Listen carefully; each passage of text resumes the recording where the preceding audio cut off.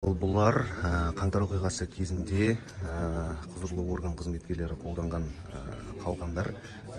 Міне мына қара нүктелер, бұлар резинге оқтар, ал ортадағы бытыра оқтар екен. Ал мына міне өздеріңіз көргендей, мына екеу мынандай іздер, бұлар енді кәдімгі тапаншадан атылған оқ дәрінің іздері. Одан кейін міне мына бронежилеттерді көріп тұрсыздар. Бұлар енді өртенген, мыналар коктейль молотовы дейді, сондай қолданған екен. Жалпы енді сол тәртіпсіздік кезінде осы полицейлерді, ұлттық ұланның сарбаздарын үстіндегі киімдерін шешіп тастауға талпынғанын байқауға болады. Бұл көрмеге құзырлы орган өкілдері тапқан қару-жарақтар ғана әкелінген екен, яғни қарапайым азаматтар тауып өткізген қарулар мұнда жоқ. Сонымен қатар көрмеге әргі тергеу кезінде азаптауға пайдаланылған үтік те әкелінбепті.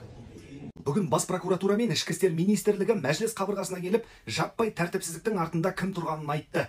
Журналистер жаңалық күттік қой, бірақ олай болмады.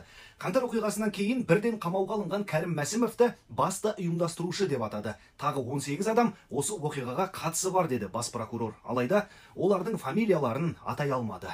Бұл кісілердің аты жөндері бәрі бар. Әр қылмыстық істің бәрі, әр құқық қорғау органының қолдарында. Атау қиын емес.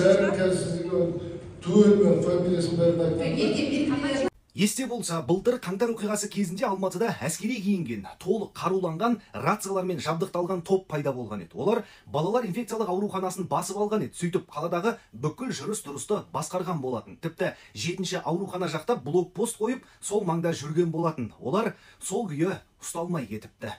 Сол күндер болып жатқан кездерде ұстауға мүмкіншілік болмады ма? Сол кезде ұсталған жоқ ол кісілердің бәрі. Өзіңіз айтқандар, жымқырылып қашып кетті олардың бәрі.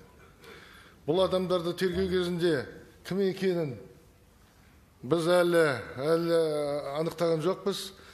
Ол кісілерді әрине анықтаймыз, ол кісілердің қайда кеткендерін. Бас прокуратура Алматы облысы полиция департаментінің бұрынғы басшысы Серік Күдебаевтың жұмыс орнын тастап бара жатқан видеосын көрсетті. Деки Арман ұлттық қауіпсіздік комитетіндегі кураторының нұсқаулығымен жұмыс істегенін де айтты. Алайда журналистер өзекті сұрақтарына жауап ала алмадық. Сол кездегі Алматы әкіміне оқ атқандардың да кім екені әлі белгісіз. Қаңтар оқиғасының болғанына 1 жыл өтсе де көп сұраққа жауап жоқ.